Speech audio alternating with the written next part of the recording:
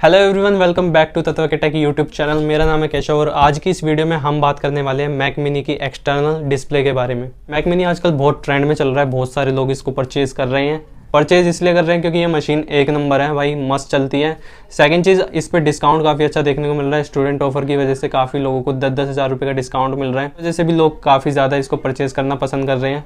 लेकिन मोस्टली लोगों को एक दिक्कत आ रही है मैक मिनी लेने के बाद, जब भी अपना मैक मिनी अपने एक्सटर्नल डिस्प्ले के साथ कनेक्ट कर रहे हैं तो एक फ्लिकरिंग वाली दिक्कत देखने को मिल रही है। लेकिन ये बहुत आम सी समस्या है, इसका सॉल्यूशन आप 1 सेकंड में कर सकते हो, बस कुछ सेटिंग के जरिए। कुछ सेटिंग्स है जो आपको अपने मैक मिनी में ठीक कर देनी है, उसके बाद आपकी एक्सटर्नल डिस्प्ले में फ्लिकरिंग वाली दिक्कत नहीं आएगी। रिसेंटली मैंने भी एक मैक मिनी अपने लिए परचेज किया है जिसमें मेरे को भी सेम दिक्कत आ रही थी, तो उसके बाद मैंने कुछ सॉल्यूशन निकालने की कोशिश की। एप्पल कस्टमर केयर पे भी बात की, लेकिन वो भी प्रॉपर सॉल्यूशन नहीं दे पाए इसके बारे में। फिर मैंने कुछ सेटिंग वगैरह करके देखी, उसके बाद मेरे एक्सटर्नल डिस्प्ले में फ्लिकरिंग वाली दिक्कत नहीं आई। तो वही चीज़ें मैं आपको इस वीडियो में बताने वाला हूँ, बस आपको वीडियो को एंड तक देखना है। अब ये दिक्कत 1-2 रीज़न की वजह से आ सकती है, क्या रीज़न वो है वो आपको खुद चेक करने पड़ेंगे। मैं बस आपको इस वीडियो में बताने वाला हूँ क्या क्या चीज़ें आपको चेक कर लेनी है, प्लस लास्ट में मैं आपको वो वाली सेटिंग बताने वाला हूँ जिसके ज़रिए आपके मॉनिटर में फ्लिकरिंग की दिक्कत नहीं आने वाली। अब सबसे पहले हम प्रॉब्लम की बात कर लेते हैं, क्या प्रॉब्लम हो सकती है जिसकी वजह से आपकी डिस्प्ले में फ्लिकरिंग की दिक्कत आ रही है। सबसे पहले तो आपको ये चेक कर लेना है आप अपने मैक मिनी को अपने मॉनिटर के साथ कौन सी वाली केबल से कनेक्ट कर रहे हो। अगर आप अपनी HDMI केबल से कनेक्ट कर रहे हो तो सबसे पहले आपको अपनी HDMI केबल चेक करनी पड़ेगी कि कहीं उसमें तो फॉल्ट नहीं है। अब ये चेक करने के लिए आपको करना क्या होगा वो मैं आपको बता देता हूँ। अगर आपके पास कोई लैपटॉप है तो वेल एंड गुड, नहीं तो आपको अपने किसी दोस्त का लैपटॉप ले लेना है और उसके बाद उसको चेक करना है अपने मॉनिटर से कनेक्ट करके अपने थ्रू HDMI केबल।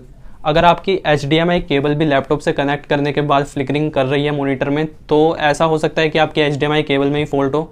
अगर तो नहीं कर रही तो वेल एंड गुड, आपकी HDMI केबल एकदम सही है।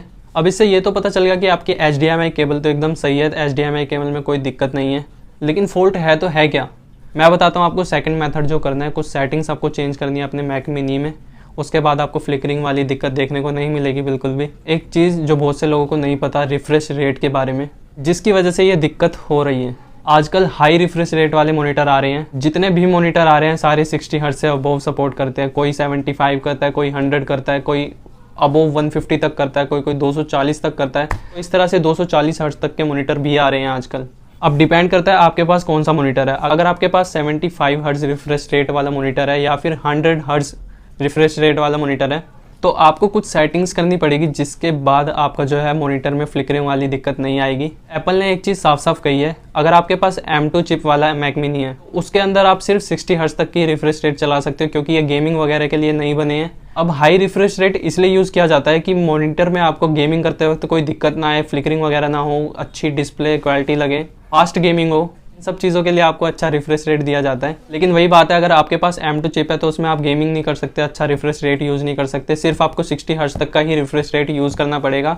और यही चीज़ एप्पल वालों ने कही है, अगर आपके पास M2 चिप है तो आप सिर्फ 60 हर्ट्ज तक का रिफ्रेश रेट यूज़ कर सकते हो, और यही सेटिंग आपको अपने मॉनिटर में चेंज करनी पड़ेगी। अगर आपके पास M2 प्रो चिप वाला मैक मिनी है तब आप 240 हर्ट्ज तक के रिफ्रेश रेट वाले मॉनिटर पे भी जा सकते हो, क्योंकि आपके M2 प्रो चिप में एप्पल ने साफ साफ कहा है अगर आपके पास M2 प्रो चिप है तो आप यहाँ पे 240 हर्ट्ज तक का रिफ्रेश रेट यूज़ कर सकते हो। अब मैं आपको बता देता हूँ आपको क्या सेटिंग करनी है, जिसके बाद आपको अपने मैक मिनी में ये दिक्कत देखने को नहीं मिलेगी, आपके मॉनिटर में अगली बार फ्लिकरिंग नहीं होगी। ये चीज़ ना ही आपको एप्पल सपोर्ट वाले बता पाएंगे, ना ही जहाँ से आपने मॉनिटर लिया है, जिस कंपनी का मॉनिटर लिया है वो बता पाएंगे, उसके कस्टमर केयर वाले भी नहीं बता पाएंगे, ना ही इसके बारे में आपको यूट्यूब पे कोई और वीडियो मिलने वाली है। तो वीडियो अगर आपको हेल्पफुल लगे तो वीडियो को लाइक कर देना ना। अब मैं आपको बता देता हूँ क्या वो आपको सेटिंग करनी है जिसके बाद आपको फ्लिकरिंग वाली दिक्कत देखने को नहीं मिलेगी।